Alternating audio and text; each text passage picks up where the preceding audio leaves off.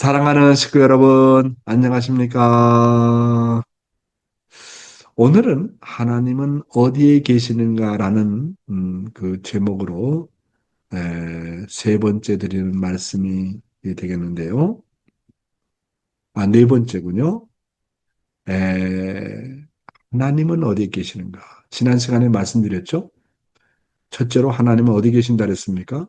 하나님은 하나 되는 곳에 계신다. 두 번째로 하나님은 어디 계신다고 그랬습니까? 정성 들이는 곳에 계신다. 세 번째로 하나님은 어디 계신다 그랬습니까? 말씀 속에 계신다고 말씀드렸습니다. 오늘은 네 번째 시간으로 하나님은 어디에 계시는가? 하나님은 최일선에서 누구보다도 고생하며 피와 땀과 눈물을 흘리는 자리에 계신다는 말씀이 되겠습니다. 예, 이에 대한 문종진님의 말씀을 한번 보겠습니다. 제일선에서 누구보다 고생하며 피와 땀과 눈물을 흘리는 자리에 계신다. 치열한 전투에서 쓰러질 각오를 하라는 것입니다. 이 길을 가야만이 앞으로 민족과 국가를 복귀할 수 있습니다. 우리는 치열한 싸움이 벌어지는 제일선에 나가서 싸워야 됩니다. 우리 앞에서는 하나님이 승리의 기반을 닦고 계시기 때문에 외롭다고 생각하지 말라는 것입니다. 순환을 당하더라도 낭망하지 말고 대한민국을 복귀하기 위한 최일선, 최전방에 우리는 나가야 되겠습니다. 개인적으로도 전방에 나가야 되고 가정적으로도 전방에 나가야 됩니다. 최전선에 나가야 됩니다. 최전선에는 뼈저리게 비참할 수밖에 없습니다. 하나님은 최일선에서 누구보다도 고생하며 피와 땀과 눈물을 흘리는 자리에 계십니다. 하나님이 우리를 보낼 때는 뜻을 이루고 돌아오길 기대하고 보내시는 것입니다. 사랑하는 식구 여러분, 하나님은 어디 계시느냐? 하나님과 참부모님을 대신해서 그 어느 누구보다도 최일선에 서서 고생하며 피와 땀과 눈물을 흘리는 자리에 계신다고 하는 것입니다. 따라서 우리가 하나님을 가장 빨리 만날 수 있는 자리는 다른 자리가 아니라 바로 최일선의 자리라고 하는 것입니다. 예. 그래서 최일선에서 누구보다도 고생하며 피와 땀과 눈물 흘리는 자리에 계신다는 것을 우리는 잘 알아야 되겠고, 다음으로는 하나님은 다섯 번째로 하나님은 어디에 계시는가? 하나님은 효심이 있는 곳에 계신다는 말씀이 되겠습니다. 이에 대한 내용을 문총리님의 말씀을 통해서 보겠습니다.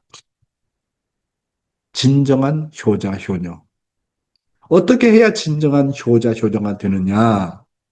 아버지의 사정을 체휼해야 됩니다. 지난날 아버지께서 겪으신 사정을 다 알아야 됩니다. 우리 아버지는 어떤 아버지입니까? 사랑하는 아들, 딸이 사형장에 나가게 되면 교수대 앞에서 눈물 지으시는 아버지이십니다.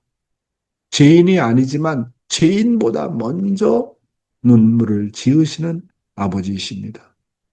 지극히 선한 아버지이지만 이 땅 위에 불행한 사람이 가는 자리에 동참하지 않은 적이 없는 아버지라는 것을 여러분들은 알아야 되겠습니다.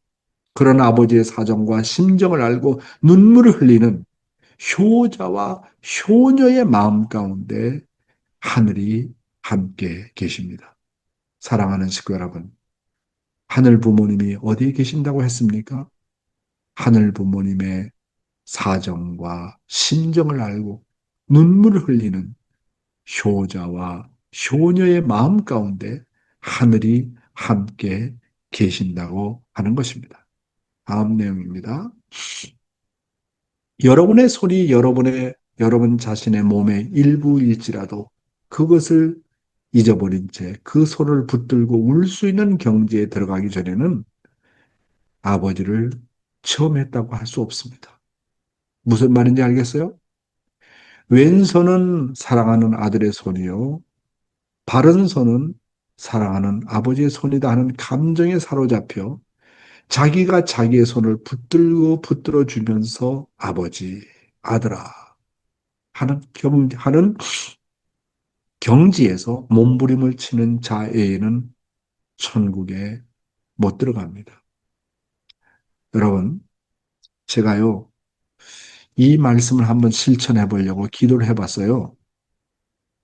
방금 뭐라고 말씀하셨습니까? 이 왼손은, 자기의 왼손은 사랑하는 아들 손이다. 나의 손이고, 이 오른쪽 손은 내가 정말로 사랑하는 하늘 부모님의 손이다. 하나님 손이다 생각하는 거예요. 그래서 이 왼손을 가지고 사랑하는 내 손이죠. 이 손을 가지고 눈을 만지고 코를 만지고 입을 만지고 귀를 만지면서 아, 이것이 하나님의 눈이구나. 이것이 내가 사랑하는 아버지의 코구나. 이것이 내가 사랑하는 아버지의 입술이구나. 귀구나. 가슴을 만지면서 아, 이 따뜻한 가슴이 우리 하늘 아버지의 가슴이구나. 그러면서 아버지 한번 해보십시오. 아버지 한번 해보십시오. 그리고 반대로 오른쪽 손이 하나님의 손이다. 내 사랑하는 아버지의 손이라고 생각하고 그 하나님이 나의 오른쪽 손을 타고 내려와서 눈을 이렇게 타치하면서 사랑하는 내 아들아, 이게 하나님 손이다. 나는 너를 정말 사랑한다. 그렇게 눈을 이렇게 만져보세요. 이게 하나님의 손이다 생각하고 귀를 만져보시고 코를 만져보시고 하나님이 나의 입술을 이렇게 타치를 하고 하나님이 내 가슴을 이렇게 타치하면서 아들아, 나는 너를 사랑한다. 그래서 오른손과 왼손을 이렇게 겹치면서 이 오른손이 아버지 손이고 왼손이 나의 손이고 그래서 아버지와 아들이 만나는 그런 감정을 가지고 서로 붙들어 주면서 한번 기도해 보시기 바랍니다. 아우, 제가 그렇게 기도를 하는데 얼마나, 얼마나 눈물이 나는지. 정말 하나님을 느끼겠더라고요. 하나님을.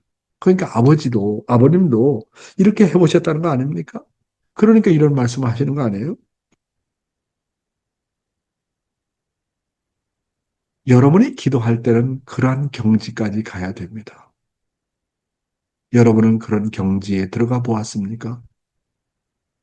자기 자신을 잃어버리고 자기도 모르게 몇 시간씩 울다 보면 하늘이 그렇게 우신다는 것을 알게 됩니다. 그런 경지를 넘어가서 아버지 하면 실감이 납니다. 아버지란 명사는 많습니다. 내 아버지도 있고, 남의 아버지도 있고, 나쁜 아버지도 있고, 좋은 아버지도 있습니다. 사랑하는 아버지도 있고, 사랑하지 않는 아버지도 있을 것입니다. 나에게 이익을 보려고 하는 아버지도 있을 것입니다. 그러나, 나를 대해서 우는 아버지가 계시다는 것을 알아야 됩니다.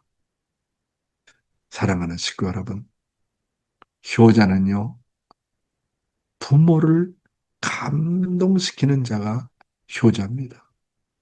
그러므로 늘 하늘 대한 효심과 효정의 마음을 품고 있으면 그 마음 속에 하늘이 반드시 찾아오시고 임재하신다는 그런 놀라운 말씀 아닙니까? 효정이 있는 곳에, 효심이 있는 곳에 하늘은 찾아온다. 효자는 부모를 위해서 태어나고 부모를 위해서 살고 부모를 위해서 죽는 것이 효자입니다. 그러니까 그런 효심의 마음이 있는 곳에 어머님의 말씀에 의하면 그런 효정이 있는 곳에 하늘은 반드시 찾아와서 머무르게 된다는 그런 말씀이 되겠습니다.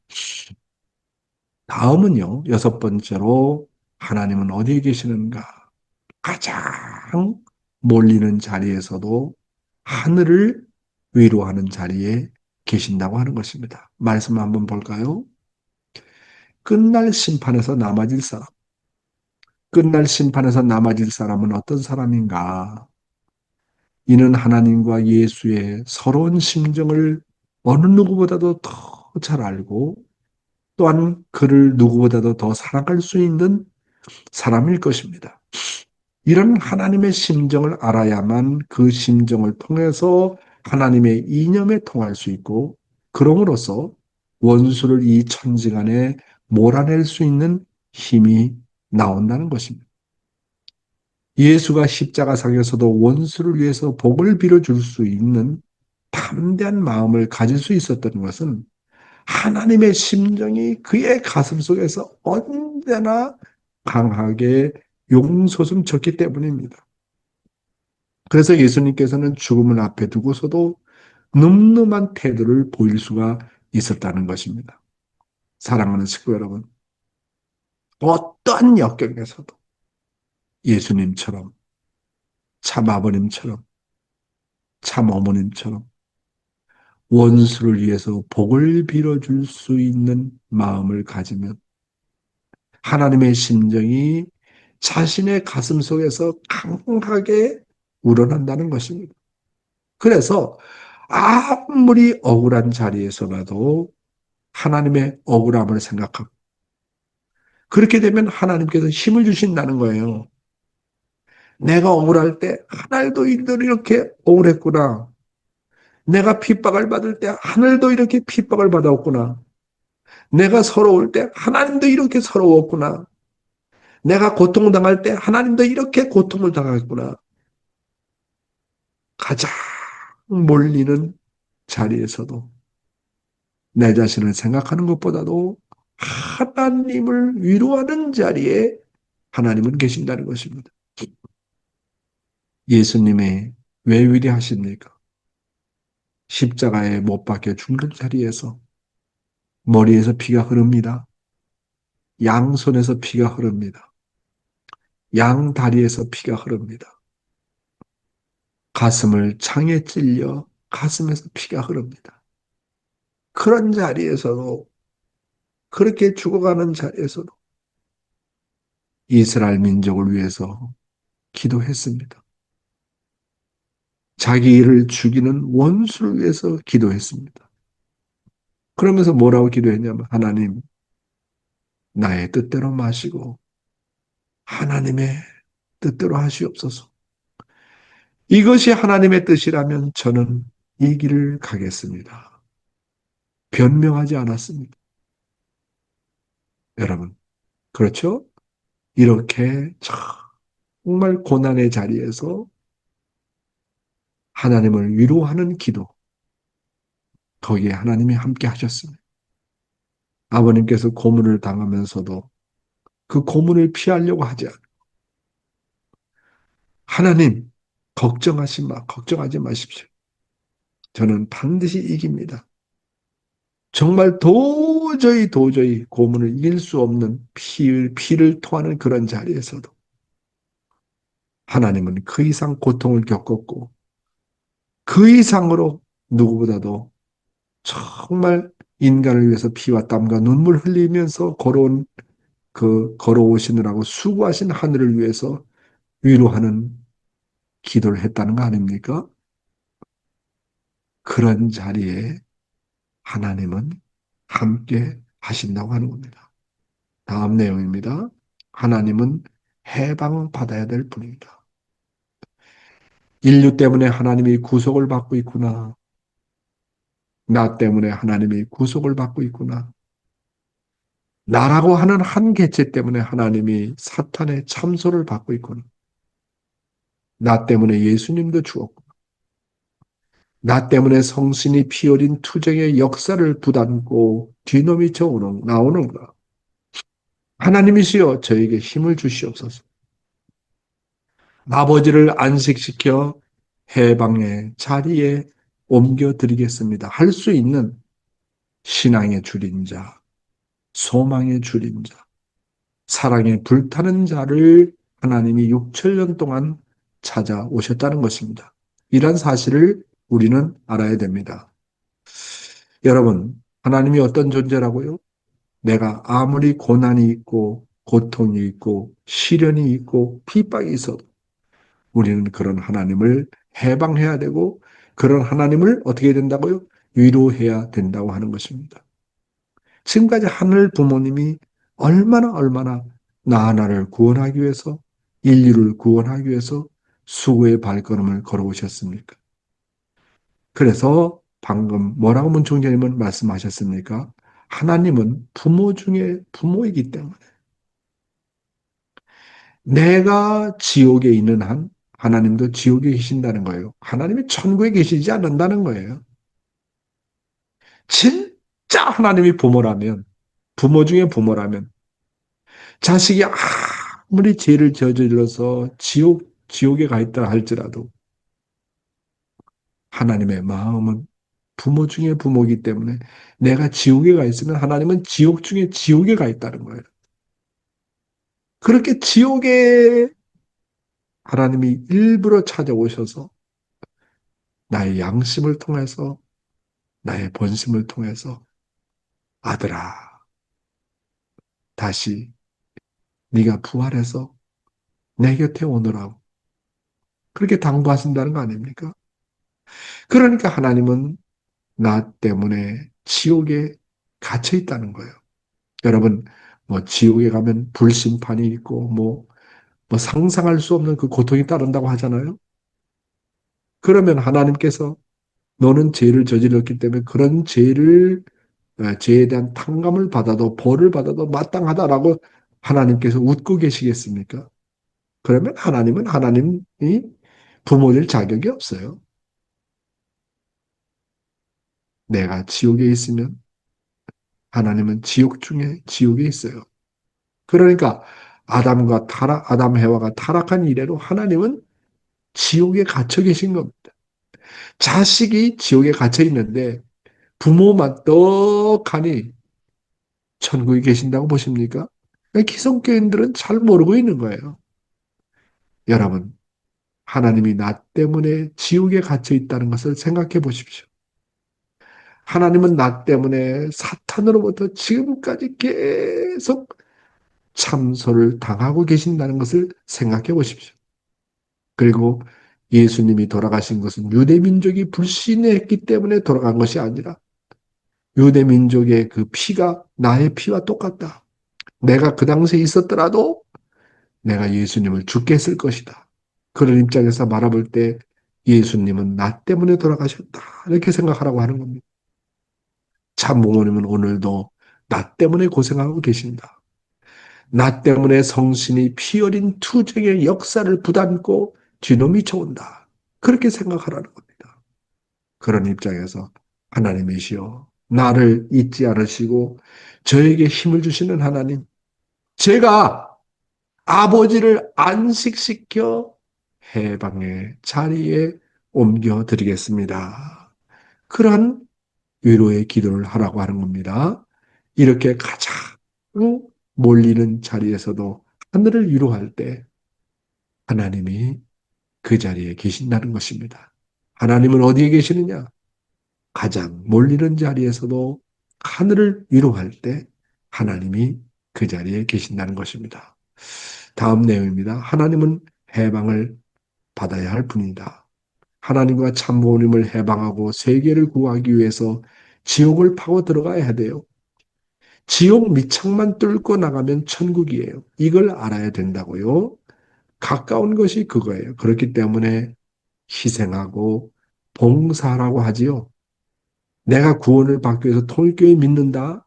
이렇게 간다라고 하면 그건 빵점이에요.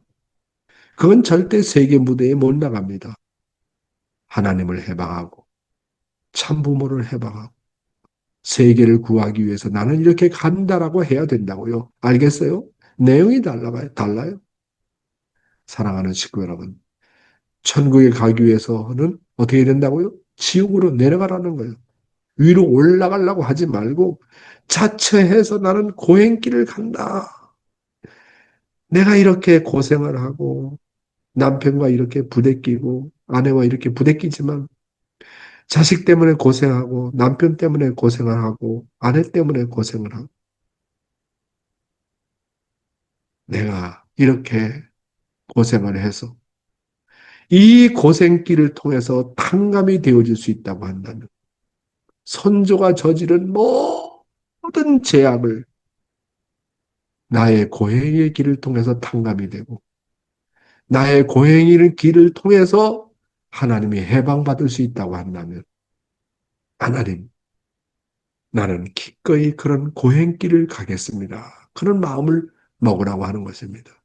여러분, 하나님은 천국에 안 계십니다. 물론 몸은 거기 계실지 모르겠지만 하나님의 마음은 자녀와 더불어 있습니다.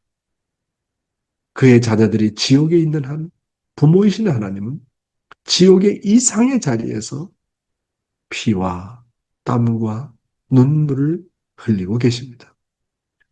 우리가 통일교에 들어온 이유는 첫째가 뭐라고요?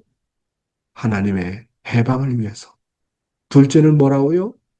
인류를 해방하기 위해서. 세 번째는 뭐라고요? 준비된 천국을 가기 위한 것이 아니라 이 땅에 천국을 건설하기 위해서입니다. 지옥 해방이고 천국의 해방인 것입니다. 우리 인생의 최종의 목적은 하나님을 해방하고 하나님을 위로해 드리는 길입니다. 이런 자리에 하나님은 찾아오신다는 것을 우리는 알아야 되겠습니다. 그래서 지금까지 하나님은 어디 계신가라는 제목을 말씀드렸는데 정리해 보겠습니다. 하나 되는 곳에 계신다. 기도와 정성을 드리는 곳에 계신다. 말씀이 있는 곳에 하나님이 계신다. 그렇죠? 그 다음에 최일선에서 누구보다도 고생하며 피와 땀과 눈물을 흘리는 자리에 계신다. 하나님은 효심이 있는 곳에 계신다. 가장 몰리는 자리에서도 하늘을 위로하는 자리에 계신다는 것을 말씀드렸습니다. 오늘은 여기에서 말씀을 마치도록 하겠습니다. 감사합니다.